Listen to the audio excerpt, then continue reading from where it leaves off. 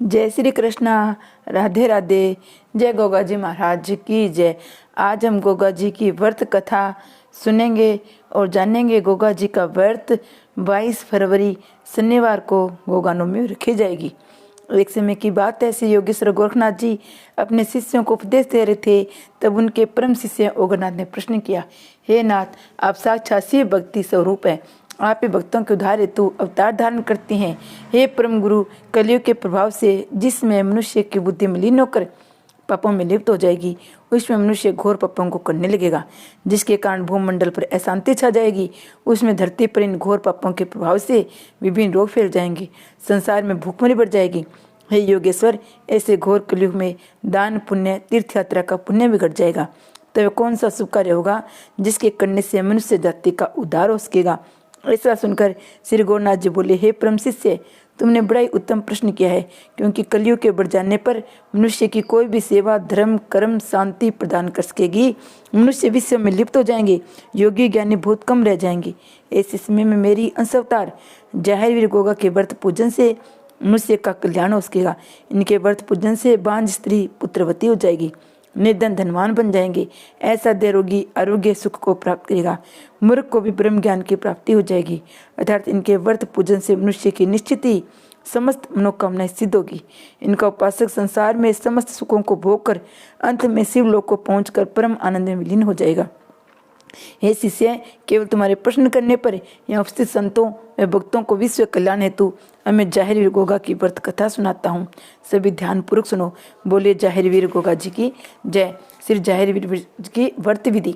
गोरखनाथ जी बोले, हे भक्तजनों, पिछले अध्याय में आपने श्री जाहिरवीर गोगा के व्रत पूजन से होने वाले लाभ को सुना।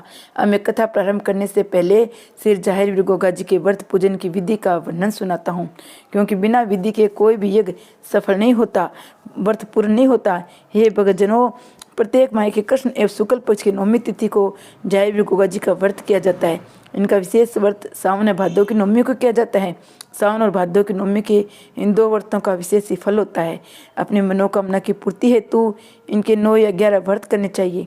इनका व्रत धारण करने के लिए निश्चित तिथि को प्रातःकाल नित्य क्रम से निवृत्तो जाहिरवीर व गोरखनाथ जी की तस्वीर या प्रतिमा को अपने से ऊंचे आसन पर स्थापित करें। आसन पर नीला रेशमी वस्त्र डाल दे। प्रतिमा के पास एक छोटा सा नीला झंडा खड़ा करें। बाद में घी का दीपक, धूप बत्ती, अगरबत्ती जलाकर फल पुष्प गंध आदि से उनका सिर्फ पूजन करें। पूजन में जाहिर चालीसा, स्तोत्र, कथा व आरती जाहिर मंत्रों से पूजन करें। संकल्प करें, हे जाहिरवीर बाबा, मैं आपकी कृपा पाने के लिए आपका व्रत धारण करता हूँ। ऐसा संकल्प लेकर दिन भर जप करें। सबसे प्रेम भाव रखें। शाम को सूर्यास्त के समय प्रात की भांति पूजन पर हलवे, पूरी, गुलगुले आदि का भोग लगाकर व्रत खोल ले। हे भक्तों, जो भी मनुष्य इस विधि से जाहिरवीर व्रत पूजन करेगा, उनकी समस्त मनोकामनाएं पूर्ण होगी। अब तुम अपना ध्यान एकाग्रचित होकर ये कथा सुनो। प्रेम से बोलो जाहिरवीर गोगा जी की जय। गंगाराम को जाहिर दर्शन। गोरखनाथ जी बोले, हे भक्तों, अब मैं सर्वप्रथम तुम्हें जाहिरवीर के कलयुग में प्रकट होने की कथा सुनाता हूँ।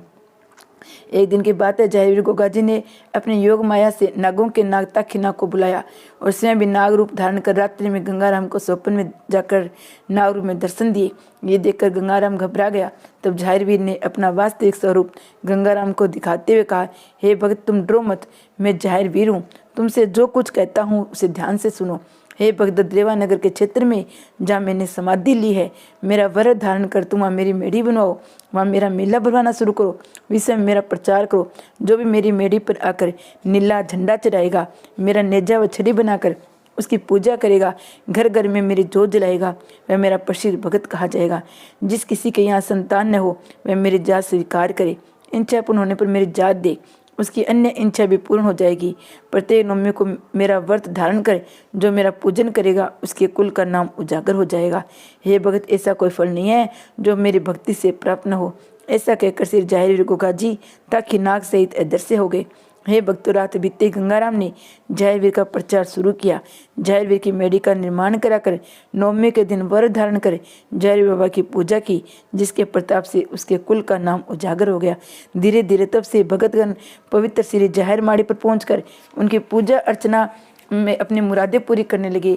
हे भक्तों, आज भी जो सच्चे मन से बागड़ यात्रा जाहिरवीर व्रत पूजन सेवा करता है, उसे मनवांछित फल की प्राप्ति होती है। हे भक्तों, जो भी जाहिर वीर की भक्ति स्वीकार कर इस कथा का प्रचार करेगा उसे चारों फल की प्राप्ति होगी। अब मैं तुम्हें उन भक्तों की कथा सुनाता हूँ जिन्होंने जाहिर वीर बाबा के व्रत पूजन कर अपने मनोकामनाएं पूर्ण की है। हरदेवी की कथा। नाथ जी बोले, हे संतो, अब तुम्हें एक दुखी पति पत्नी की कथा सुनाता हूँ जिन्होंने सिर्फ जाहिर वीर व्रत कथा पूजन कर अपनी मनोकामनाएं सिद्ध की। दयालपुर गांव में एक सुखीराम नाम का भक्त रहता था। दुर्भाग्य से उसके यहाँ कोई संतान नहीं थी, जिसके कारण सुखीराम व उसकी पत्नी हरदेवी बड़े दुखी रहते थे। एक दिन की बात है, सुखीराम की पत्नी हरदेवी अपने सखियों के साथ जंगल में लकड़ी लेने चली गई। जंगल में जाकर उसकी सखियां आपस में बात करते हुए कहने लगी, जिस दिन इस भांज के सुबह दर्शन हो जाते हैं उस दिन भोजन तक प्राप्त नहीं होता है। यह बात हरदेवी ने सुन ली, मगर अपने सखियों को कुछ नहीं कहा। मन ही मन रोते हुए लकड़ी लेकर अपने घर चली आई। शाम के समय जब उसका पति मजदूरी करके घर आया तो हरदेवी ने यह बात अपने पति को सुनाई। सुखीराम ये सुनकर बहुत दुखी हुआ और भगवान से प्रार्थना की, हे भगवान, हमारे यहाँ तो एक संतान देकर हमारे सिर पर से पुत्र होने का कलंक दूर कर दी। ये कहकर दोनों सो गए। सुबह भगवान की प्रेरणा से जाहिर बाबा जोगी का भेष बना हाथ में डमरू लेकर जाहिर गाथा गाते हुए भिक्षा मांगने के बहाने उनके घर आए। सुखीराम की पत्नी से बोले, बेटी, तुम्हारे पास सब कुछ है पर पुत्र न होने के कारण तुम दुखी हो। मैं तुम्हें एक उपाय बताता हूँ जिसके करने से अवश्य ही तुम्हारी यह संतान उत्पन्न होगी। जोगीराज बोले, बेटी, तो सावन और भादों के नवमी के दिन जाहिर बाबा का व्रत रख। विधि पूर्वक किसी जोगी को बुलाकर व्रत का उद्यापन करे। इसे तेरी निश्चित करने से तुम्हारी यहाँ संतान उत्पन्न होगी। ये कहकर जोगी के रूप में जाहिर वीर से चले गए। ये बात जब हरदेवी ने अपने पति को बताई तो उसे सुनकर बहुत खुशी हुई। खुद भी व्रत रखने का निर्णय लिया। समय आने पर दोनों पति पत्नी ने मिलकर व्रत धारण किया। विधि पूर्वक गोगा जी का पूजन कराया। उनके प्रताप से 1 वर्ष बाद उनके यहाँ एक सुंदर बालक ने जन्म लिया। हे भक्तों, जो भी जाहिर वीर का व्रत धारण करके इस कथा को सुनाएगा उसकी समस्त मनोकामनाएं पूर्ण होगी। बोलो जाहिर वीर बाबा की जय। निर्धन बुढ़िया की कथा। एक बार की बात, एक जातरू जा देने के लिए बागड़ जा रहा था। अन्य भगतगण भी उसके साथ चल रहे थे।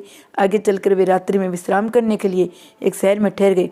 रात भर वहां जाहिर वीर की गाथा का गुणगान करते रहे। सुबह जब दिन निकला तो एक बुढ़ी औरत आई और बोली, हे भक्तों, ये आप किसकी पूजा कर रहे हो? आप किस देवता के धाम पर जा रहे हो? उनके व्रत पूजन से क्या लाभ होता है? तब जातरू के साथ का जोगी बोला, हे माता जी, ये हम जाहिर वीर बाबा बागड़ वाले की पूजा कर रहे हैं। उन्हीं के प्रताप से इस जातरू बालक का जन्म हुआ है और अब उनके जात देने हेतु उनके बागड़ धाम जा रहे हैं। हे माता जी, जाहिर वीर के पूजन व्रत तथा इनके धाम की यात्रा करने से मनुष्य के सारे पाप छूट जाते हैं, समस्त मनोकामनाएं सिद्ध हो जाती है। हे भक्तों, बुढ़िया का लड़का गरीबी के कारण कर्जबंद हो गया था। इसके कारण मैं परेशान हो अपने माँ और बहू को छोड़कर बिना बताए कहीं चला गया था। बुढ़िया ने घर आकर ये बात अपने बहू को बताई। यदि हम दोनों जाहिर वीर का व्रत रखे तो मेरा लड़का घर वापिस आ सकता है। बहू ने यह बात संग्रह स्वीकार कर अपनी सास के साथ 11 व्रत रखने का संकल्प लिया। केवल 2 नवमी के व्रत के उपरांत ही वह लड़का जिस शहर में था वहाँ उसे एक जेवर से भरा थैला सड़क पर पड़ा हुआ मिला। अगले दिन वह लड़का उस जेवर सहित वापस चला आया, जिसे देखकर सास बहुत खुश हुई। घर आते उसने वह जेवर बेचकर अपना सब कर चुकाया, निजी व्यवसाय शुरू कर दिया। जब लड़के की माँ बहू ने बताया कि सब जाहिर वीर पूजा के प्रताप से हमारा उद्धार हुआ है तो उसने भी जाहिर बाबा के व्रत रखे। बुढ़िया और उसके पुत्र वधु ने एक ही दिन अपने व्रतों का उद्यापन किया।